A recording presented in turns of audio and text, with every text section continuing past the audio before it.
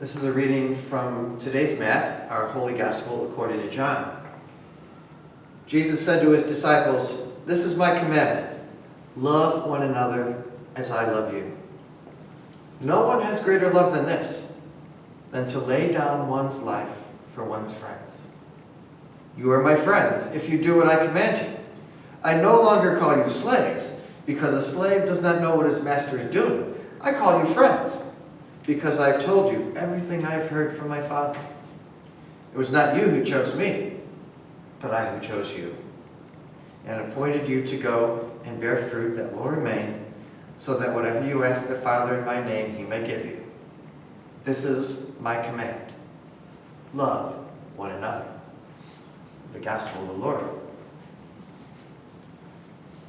Some of you may have heard this story before, but I think that it fits perfectly with today's Gospel for Friday.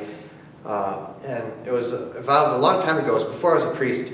I was working at Camp Ondesauk, and I was giving a retreat for 92 8th graders from southern Illinois. And it was springtime. It was April. The dogwoods were in bloom, and wildflowers were blooming, and camp was looking really good, really nice.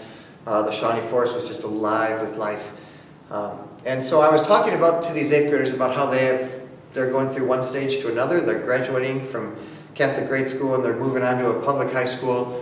And it's just part of the cycle of life that we go through these stages. We have birth, we have growth, we have maturation, we have aging, we have decline, and we have death. And then the cycle of life begins again. And so I was, one of the sessions with the kids, I asked them to go out into the forest by themselves and find out, pick one thing from the forest that represents one of those stages of life and be able to talk about it. So they did this, and in my group there were 6 or 7 kids. And one girl, I remember she brought a bunch of wildflowers. She said, "These wildflowers are just ready to bloom, and I picked them because I'm ready to bloom as I go into high school." And I thought that was good. It was nice, And some kids, 8th grade, remember, so some will put their hearts in it, some won't. I remember one boy picked up a bunch of dead leaves from the forest floor and says, "This represents death." Well, big deal, right? It was not a lot of effort. But there was this one boy, I'll never forget, who had this log. And on these logs were growing mushrooms. And he said, "New life from death." And then he starts crying and crying and crying. Now, when you're in 8th grade, you're 14, the last thing you want to do is cry in front of your peers. So I didn't want to push him or anything. So I went to the other kids in the group. But it was a very cathartic moment for him. He wanted to get this out. And so he kind of blurted out later on in our group, in order for these mushrooms to live, this tree had to die. And then he starts crying again. Like, what am I going to do? Because I just felt so bad for him. But he had to get it out. And eventually he gets it out. He says, "I picked this because it is new life from death. Because, my mom died giving birth to my baby sister when she was born. New life from death."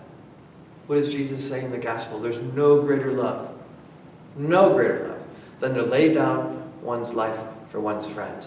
So just as this mom died, laying down her life so that her little baby can be born and live, Jesus does the same thing for us. That's why we have 50 days of Easter. That's why we celebrate 50 full days to celebrate this new life from death that Jesus had laid down his life for us. And now here's the kicker. He says, "This is what I command you, to love one another." We may not have to lay down our lives for another, but we do have that command to love, putting others first. God first, others second, myself third.